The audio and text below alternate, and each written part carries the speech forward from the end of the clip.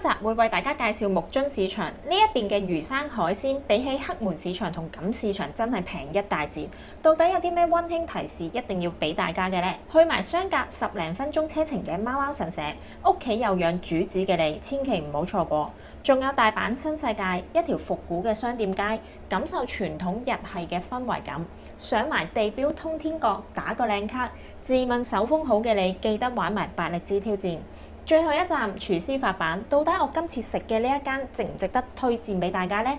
睇片之前記得訂閱我嘅 YouTube Channel，撳埋個鐘仔。早晨啊，咁多位，而家係朝早嘅8點半鐘，我已經喺條街度啦。我身處嘅地方呢，就係對面木津市場啊。話說我有一次嚟大阪呢，其實都想嚟㗎啦，但係嗰一次呢唔舒服啊，瞓到好晏，跟住嚟到呢成個場嗰啲街市入邊所有鋪頭都收晒，到最後食咗一個9800 yen 嘅魚生檔。係好離地，我而家諗翻都覺得真係好離地。咁我頭先咧就喺南海蘭波嗰度搭的士過嚟，其實好快啊，3分鐘到，價錢就係700 yen。其實我酒店行過嚟係行到嘅，不過要行20分鐘。咁700 yen 咁近啊，搭的士啦，舒服啲啊嘛。咁呢一度咧有一間咧叫做魚生食堂啊，海鮮檔專門店啦，係非常之出名嘅。但係佢收9點，而家8點半，我望過對面啲人排到出馬路。大家望下啲人排到嚟呢一度啊！但係呢間鋪頭唔係喺呢個位，間鋪頭係喺呢一個位。噔噔，怎樣吃？個策略係入街市買嘢食。咁呢一個呢，就係佢場內嘅地圖咯。其實佢有3棟啦，但係主力呢，街市都係喺呢邊呢個方向，亦都會有好多鋪頭，乾貨濕貨都會有嘅。同大家一齊快行一圈啦！咁另外右手邊呢一間呢，就係一間業務超市，我上次都行過，佢主打係一啲平價，真係多數日本人會去幫襯一啲平啲嘅超市啊。呢啲係適合買翻屋企煮餸嘅，唔啱我。我記得會有蝦1500 yen，連埋呢一個飯納貝嘅喎。其實個色澤好似幾靚嘅，但係都係就咁擺喺度嘅啫。海膽就2000 yen。哦，有蠔喎，但係唔敢 ，sorry。呢個蠔未開嘅好似好少少喎。其實佢啲顏色都幾靚仔嘅，都唔錯啊，4000 yen 其實啲顏色真係不錯喎。好新鮮喎！大家望下，佢 keep 住喺度喐緊㗎。其實佢旁邊嘅伊勢海露都好誇張，佢講緊係2800啫喎，大概400至500 gram。1尾半係咩意思咧？我都唔係太 confirm 佢係咪一全隻咯。但係呢個價錢其實150蚊港幣都唔使啊，會唔會可能係半隻咧？4500咋？呢間好似多少少嘢食。咁呢一邊呢啲生蠔咧，其實就包咗一個保鮮膜嘅，真係好肥啊！大家望下，佢係脹卜卜噶。哇！我離遠睇咧，我以為係豬扒啊，即係豬扒側邊嗰個肥膏仔咧，跟住中間就係一個紅色嘅肉，但係原來唔係咯，佢係吞拿魚咯，超肥美。呢一個都好似好吸引，係蟹棒。呢一間啲鮑魚仲平啊，佢即刻切添啊！咁睇咗咁多間吞拿魚咧，呢間咧就偏貴少少，但係佢啲色咧都係嫩啲嘅，大家可以見到佢會有唔同嘅價錢咯，相差都係幾百 yen 咁樣咯。一啲紋理同頭先見到嗰啲鋪頭都係唔一樣嘅。咁譬如有啲3500，有啲3700，有啲2700，都爭成1000蚊㗎。咁呢一個街市咧，其實如果你話賣熟食啊、賣魚生嗰啲咧，係出邊嗰一辣鋪頭嘅啫。咁嚟到我呢邊咧，就係賣乾貨啦，同埋賣蔬菜蔬果咁樣咯。兜埋呢一邊咧，睇下好多生果賣喎。行到嚟呢邊呢條巷咧，其實係充斥住士多啤梨嘅香氣。第一次去到呢個價錢嘅芒果，佢講緊係500幾蚊港幣，呢個係8000 yen 一個。唔知係咩特別品種或者超甜咁樣呢？原熟咯，我見到佢個盒寫住。我身後呢一間生果店係最多人幫襯嘅，同埋好多香港人。咁我而家咧就唔食生果住啦，我決定翻去海鮮嗰邊魚生嗰一邊啦。咁買啲嘢咧，我就會出去揾張台仔食。雖然我唔知道出邊嗰間好出名嘅魚生檔專門店有幾驚為天人啦，但係嗰條隊我就一定唔會排噶啦。自己買啦，仲等大佬係咪先？因為我見佢街市入邊呢啲咧海鮮檔咧，我覺得啲魚生都唔差嘅。咁但係可能分開咁樣俾錢咧，個價錢就會我諗貴少少，係啦。係唔緊要啦，反正我又唔係咁中意食飯嘅人嚟嘅，咁就決定喺呢度買咯。終於都買完我嘅早餐啊！喺木津市場咧，出邊咧有一個區域咧係有啲台凳凳俾大家喺度自己食嘢咁樣嘅。咁啊，試咩好咧？試海膽先啦，3500 yen try 一個先。不過佢係鮮甜嘅喎，係出色嘅喎，我估唔到。本身我見佢3500 yen，因為有啲係賣到7000 yen、800 yen 啦。咁我揀呢盒中偏低嘅價錢咧，原本我自己心目中就係佢不錯都算好啦，即係佢唔難食就 OK 啦咁樣。但係我覺得 OK 喎，佢係好食嘅喎，鮮甜同埋冇唔好嘅味嘅。海膽之外咧，就買咗呢一個蟹啊，2000 yen，試下甜唔甜先。佢本身擺喺嗰個雪櫃度啦，我覺得啲色靚啲嘅。但係當我攞起咗去俾錢嘅時候，我就覺得係燈光效果。係啦，不過不失啦，佢冇乜海水味，冇乜海鮮鮮味冇嘅，佢就係一個唔差嘅蟹棒咯。咁但係如果大家想食鮮味，我覺得呢個可以 skip 咗佢。佢個殼下邊，哇！俾大家望下 ，OK 喎，佢個蟹膏有1200 yen，有3隻。蝦就 OK， 1200 yen係講緊50幾60蚊港幣。哇，蝦都 OK 喎，佢好大隻，因為本身咧頭先咧係好想買吞拿魚嘅，但係因為咧其實我今晚係 book 咗食omakase，咁我食完呢3樣嘢，我唔知我會唔會覺得好漏啊？如果唔漏嘅話，我就入去買一隻鮑魚，嗰隻生勾勾嘅鮑魚其實好吸引，因為我自己其實係好中意食鮑魚。另外買咗呢個，又係我嘅最愛士多啤梨博多產嘅。喺香港咧，其實買一 pack 咧，有時都要128、118咯。跟住呢度700 yen， 30幾蚊港幣買啊！咁呢一個木津市場咧，其實有成300年歷史㗎啦，原來。咁佢裏外外嘅店鋪咧，其實有成150間啦。咁但係頭先所講啦，如果買一啲啱我哋遊客去幫襯嘅店鋪咧，其實唔多，你當佢一半啦。咁另外有一半咧，就係可能買一條鮮魚，真係日本人買翻屋企會煮飯煲湯嗰一種咯。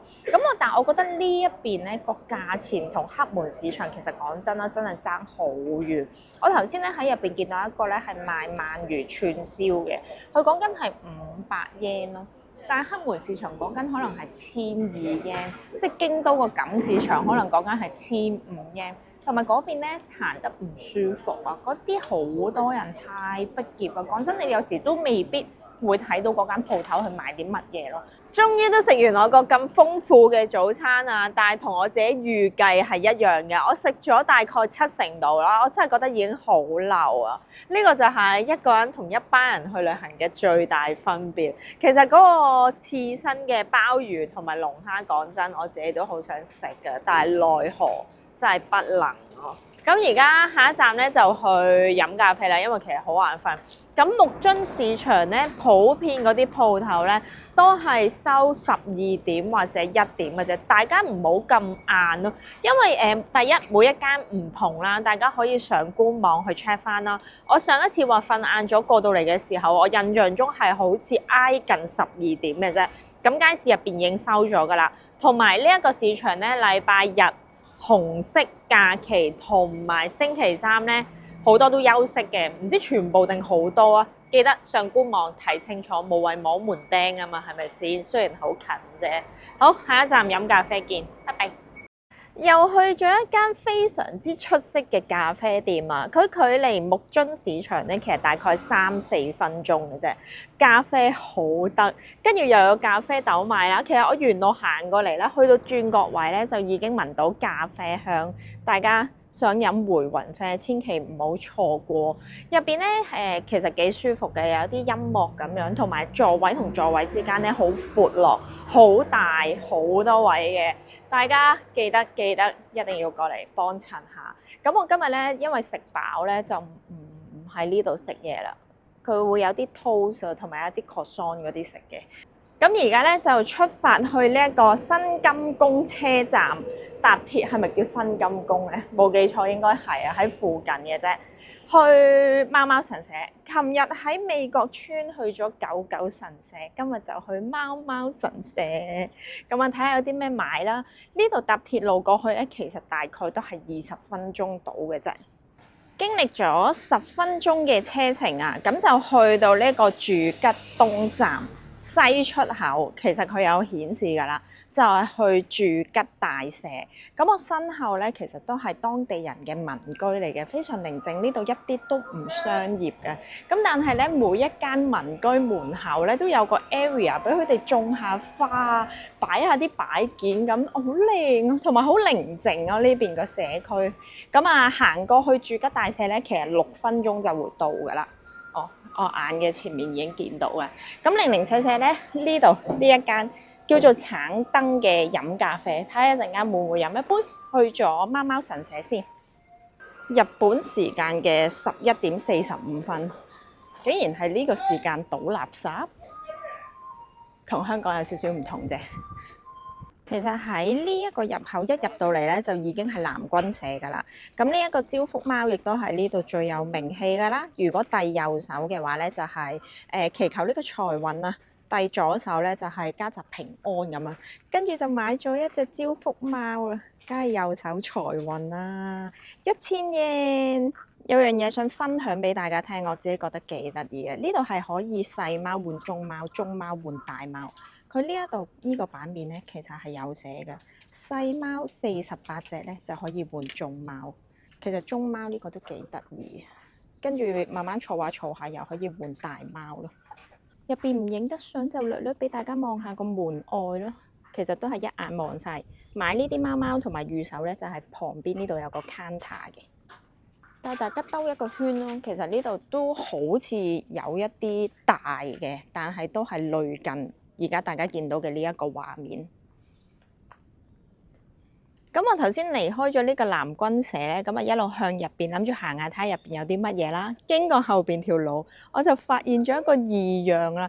啊，點解咁多人喺度伸隻手去入邊嗰個位嗰度，係咁撥啲石春嘅咧？即係好似尋寶 feel 嗰啲。唔單止遊客咁樣做啊，連日本人都係咁樣做嘅。大家都好忙咁樣啦。原來佢側邊咧嗰度有個牌咧，係寫住，只要你喺啲石春度揾到3粒係刻住5字啦、大字同埋力字咧，咁就係一個好運嗰啲咁嘅意思啦。但係要俾100 yen 咧買佢嗰個索，類似御守嗰啲袋咁樣，要入起佢，跟住就勾喺嗰個鐵欄嗰度咁樣咯。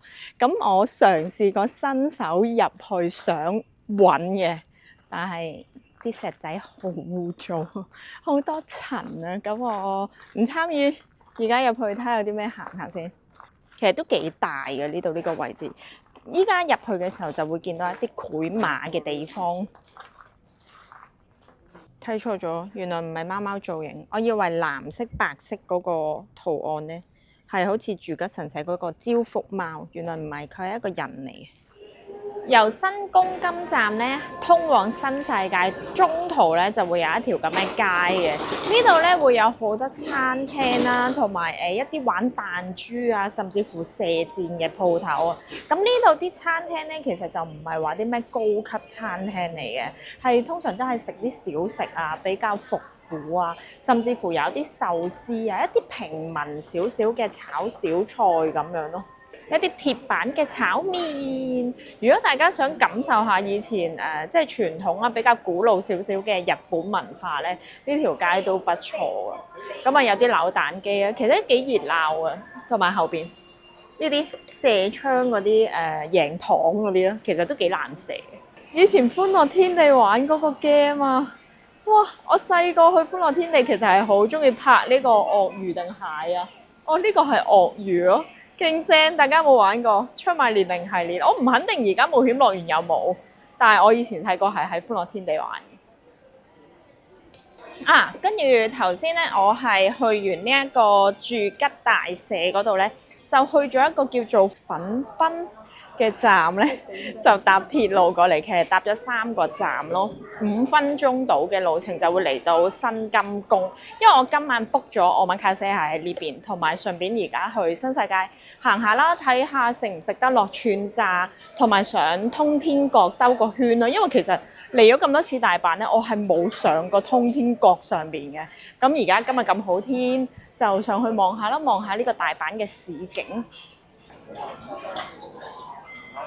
咁新世界呢個區域咧，其實有幾樣嘢咧係好出名嘅。第一就係食嗰個串炸，薄薄嘅粉漿包住一啲蔬菜啊，甚至乎蝦嗰啲，我自己覺得係幾出色嘅。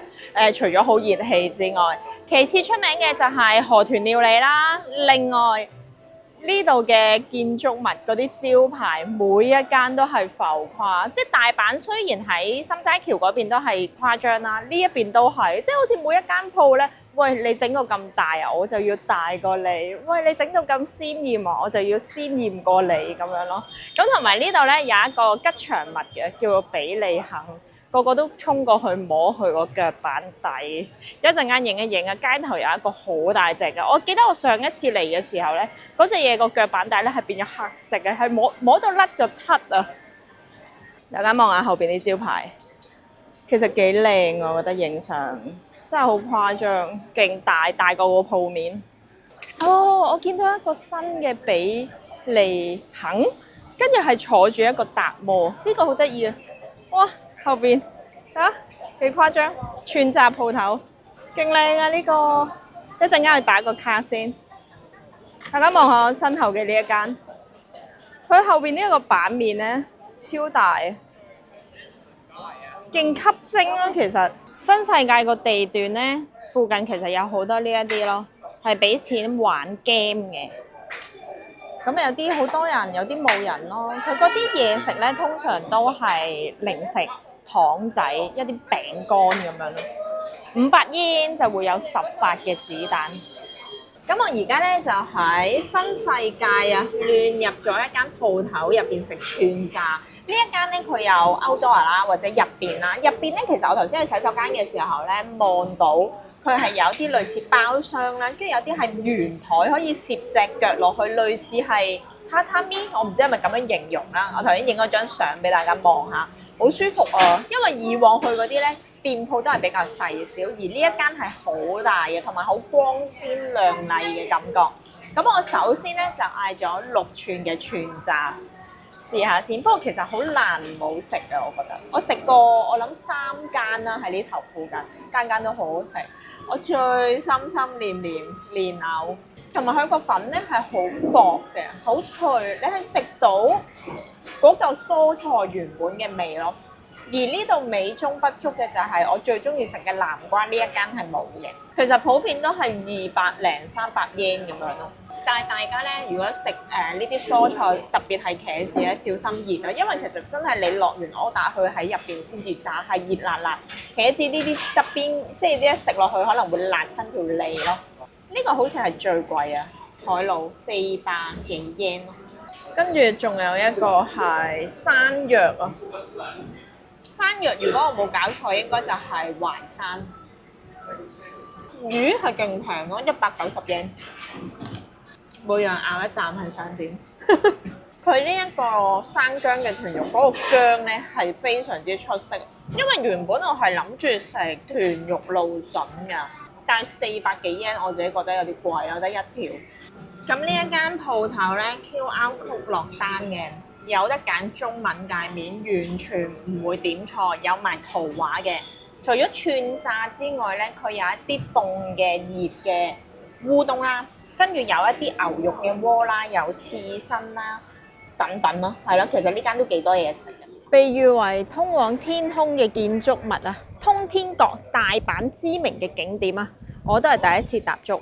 咁下邊呢一度咧就係入口嚟嘅，入場費係1200yen，上到去亦都會有一啲後加獨立再消費嘅項目嘅。咁俾大家參考下個時間表啦，佢其實係朝早9點至到夜晚9點半咯，最尾係9點3就要入場噶啦。咁沿住呢一啲路入去咧，就會有售票處，係撳機嚟嘅。其實好清晰，中文、日文、英文，乜文都有，韓文又有。買完飛，右手邊行出嚟就係落去嘅，竟然我以為係上嘅添。落到嚟呢度仲要打蛇餅啊！佢有人流管制，原來係只有一部 lift，所以大家都要喺度排隊。但係好得意啊，佢有個紅綠燈喺度。打蛇餅，打蛇餅，打蛇餅。旁邊咧就係買手信嘅地方。原來喺3樓付費玩嗰個滑梯落到嚟嘅終點咧，就係 B1 嘅樓層。我頭先所講有紅綠燈個位，呢個位就係上到落嚟嘅位置啦。呢度就見到3樓嗰個人開始嘅情況，哇，勁快，已經落咗嚟，轉眼間聽聞係10秒嘅啫。全部排隊嘅人都喺度笑緊，嗌得勁大聲啊，大佬！但係佢頂帽係好得意啊，係章魚小丸子嘅造型，好正！搭完嗰部 lift 咧，上到嚟2樓嘅位置咧，就係我而家身處嘅地方啦。入到嚟咧，其實係有一啲影相位咯，我稱之為，同埋有啲買紀念品嘅地方。跟住前面咧就已經係扭蛋機，我啱啱發現咗有個扭蛋好得意，俾大家望下。通天閣同埋嗰個比利肯喎，其實我覺得通天閣呢一個扭蛋都幾正啊，200yen。Hello Kitty 咪就唔好錯過啦，硬幣200yen啊！佢呢個大阪限定，同埋會有嗰個咩章魚小丸子。過咗扭蛋機之後咧，就係呢個影相位。我喺樓下買飛嘅時候，佢俾咗個 QR code，我買相就係憑嗰個 QR code。跟住旁邊呢一個，大家有興趣可以攞。其實佢係類似一個 information 咁樣，但係打開入邊咧，大家可以砌一個通天閣嘅塔出嚟嘅。砌完之後咧，就係咁樣噶啦。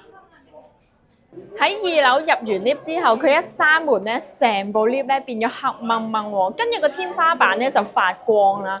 咁我梗係二話不説攞部電話出嚟影下，睇下有啲咩震撼嘢啦。部 lift 咧首先搭一層樓係搭咗勁耐，跟住咧天花板冇乜嘢睇嘅，但係佢嗰度有個 mon 咧係顯示呢個通天閣。但係我自己覺得咧個意頭有少少唔好嘅，佢播出嚟嗰啲畫面咧好似中咗炸彈，嗰棟樓要冧嗰個感覺咁樣，咁我覺得都幾搞笑。起碼都搭咗1分鐘，明明一層樓行樓梯仲快過去，但真係搭咗好耐。咁啊，上嚟望下景啦，都幾靚嘅。咁其實喺3樓嘅位置咧，都有2個嘅付費項目嘅。嗱，如果想喺呢棟大廈嘅出邊行咧，就講緊3000yen。咁如果咧想吸印仔或者買呢啲繪馬咧，就300yen。話俾大家知，吸印仔就係喺呢啲地方，係咁樣咯，即係咁樣，係啦。但係呢張紙張咧就喺後邊買嘅。3000yen喺出邊行咧，就係呢一條路啦。咁啊，出邊冇玻璃㗎啦，我相信佢應該綁住個安全繩咁樣，俾你喺呢一個小小嘅範圍兜一個圈咁樣咯。咁而家就準備離開3樓，就有個比利肯嘅像啊，呢一個方向。咁而家就係特別屋外展望台啊，係上樓梯㗎嚇。最後落到樓下，分享少少嘢俾大家聽。等我完成埋喺呢度嘅活動先。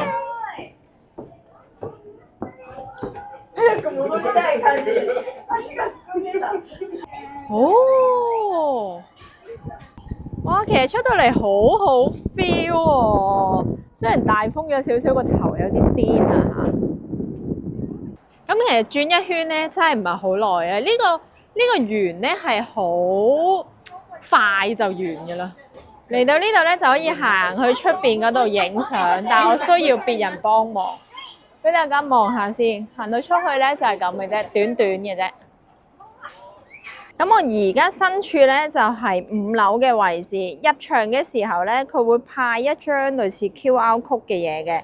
大家見到而家下邊咧4樓有人行出去呢個位咧，喺呢度下邊入口嘅時候咧側邊有部機，大家可以嘟呢個 QR code 嘅。嘟完之後咧就行出去啦，佢會倒數10秒，都頗大聲嘅。見到呢度有個 cam 啊，呢個 cam 咧就係幫大家影相嘅。到最尾大家買相嘅時候，嘟翻呢個 QR code 就可以買到噶啦。落翻嚟2樓嘅位置啊，都係一啲類似展覽啊，一啲歷史咁樣啦。咁大家千祈唔好錯過前面呢一個挑戰，只要你撳到4個1就會有小禮物。我喺 IG 見到人哋玩咧係中咗㗎，真係。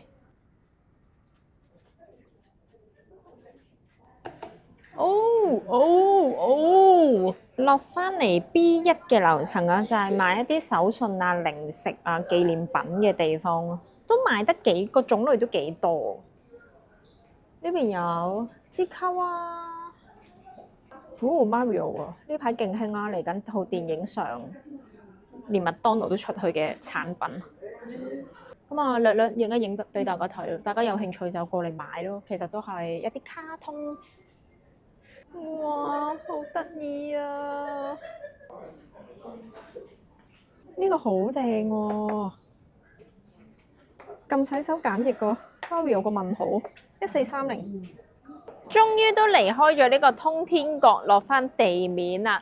咁啊，頭先話有嘢想同大家分享，就係其實入到去咧 keep 住都喺度排隊同埋等 lift 咯。我覺得佢上面嘅 lift 咧係應付唔到有嘅人群咯，因為其實坦白講都唔係話真係好多人，唔係話逼爆嗰種咯。我喺樓下撳飛嘅時候咧，佢有得撳入場嘅時間掣，咁我撳嘅時候我又覺得啊，點解我要揀時間掣嘅咧？咁樣，咁我終於都 get 到點解咯，因為嗱，你諗下。我排隊上2樓，跟住由2樓，跟住排隊上3樓，3樓咧就行樓梯去4樓，再行樓梯去5樓喎。但係講緊佢嗰條樓梯咧，其實只可以夠1個人去穿梭。咁但係上面有人落嚟，下邊有人上去，咁啊 keep 住都喺度等咁樣咯。因為通天閣大家可以望得到，佢上面一個圓周咧，其實都唔係話太大嘅啫，咁樣咯。咁但係我覺得1000零yen上去。打個卡都可以嘅咁樣咯，咁而家咧實在太早啦，而家5點都未夠，我係 book 咗今晚8點喺呢一度附近。346 minutes later，終於都喺我身後呢一間餐廳咧食完omakase啦。本身咧我去完通天閣，我咪話返酒店先再過嚟，因為 book 咗8點嘅。咁但係其實佢真係喺地鐵站附近嘅啫。咁我就等到佢5點半開門嘅時候，我就入去問佢，我話啊，我本身 book 咗今日8點喎，我可唔可以而家食啊？有冇位啊？咁樣。好彩佢有位，咁我就唔使來回搭多2次車啦。咁啊5點半入去嘅時候，連埋我咧係得5個客人嘅啫，而嗰5個人咧都係香港人嚟嘅。因為其實佢喺Tabelog嗰度咧都幾高分㗎。跟住 Google Map 嗰個評分咧有成4.9，咁啊好誇張啦。佢有好多唔同價位嘅 set 嘅，而我今日食呢個 set 咧就9800 yen，咁就 total 係12、13，好似係25款啊！我 po 翻張相出嚟俾大家望下。咁嗱，omakase啦，每一次嘅食材其實講真都未必一樣，咁我就唔逐樣餐，即係唔逐樣嘢食去點評啦。我先講一個我俾佢嘅評分啦。如果10分滿分嘅話，其實我會俾佢8分。唔係啲嘢唔好食，而係佢啲嘢係一般好食，冇乜驚喜，冇乜記憶點咯，即係佢啲魚啊，嗰啲各樣嘢咧，其實講真都新鮮嘅，都有入口即溶啊，食到鮮味原味都真係 OK 嘅，但係佢就係 OK 好食咯。如果你問我下一次你上次去大阪食邊間omakase好食？坦白講，我會唔記得咯，即係呢間餐廳對我嚟講就係冇記憶點，食完就係好食，我食過咁樣咯。咁就埋尾有一樣嘢。我係覺得特別啲嘅，就係佢嗰個麥汁嘅玉子燒，係黑掹掹嘅蛋嚟嘅。咁我覺得嗰個我食到麥汁味，嗰個都記得咯，係啦。另外最好食嘅，唔好意思，係啲乜嘢咧？就係個甜品啦，佢係麻薯皮，跟住包咗一個蓮子蓉，入邊就係金色嘅奇異果。另外一款咧就係麻薯皮、紅豆蓉同包咗半粒嘅士多啤梨咯。因為呢個係我個人好中意食嘅嘢嚟嘅，咁我覺得佢出色，係啦。咁啊，仲有啲咩同大家講咧？啊，整體嚟講咧，呢間鋪頭嘅服務好好。兩個師傅咧會及住每一個客，你係食完上一味餸先至會上下一樣咯。就算佢整好，佢都唔會攞出嚟㗎，佢會擺咗喺個吧頭入邊先嘅。咁我覺得呢個其實都幾細心，同埋佢每俾一樣嘢食我哋嘅時候，就會同我哋講呢樣嘢日本係叫做咩名，或者英文佢都會再講一次嘅。跟住頭先有一個咧係嗰啲叫咩？中秋節嗰個叫咩？碌柚啊，碌柚上面嗰個丁啊，跟住其中有一個飯咧係包住咗嗰個丁嘅煮熟咗嗰個模樣啦。跟住我哋係冇人聽得明啦，跟住佢就係 Google 咯，揾咗碌柚嗰張相出嚟去講解俾我哋睇咯。咁我覺得呢個細心嘅，因為我上一次喺東京嘅池袋嗰度食過奧馬卡西，我都有分享過噶。嗰個師傅好似趕時間咁樣，佢係不斷上不斷上，未食完再上。最誇張我個碟係有3嚿壽司，咁我覺得嗰個體驗就唔係咁好。而呢一間唔會嘅，咁啊大家即管試下，係啦，不錯嘅。咁而家翻去蘭波嗰邊，睇下有冇啲咩新鮮嘢啊？再有嘢拍就再拍俾大家睇啦。大家記得俾個 like，訂閱埋我嘅頻道，同埋撳埋個鐘仔啊！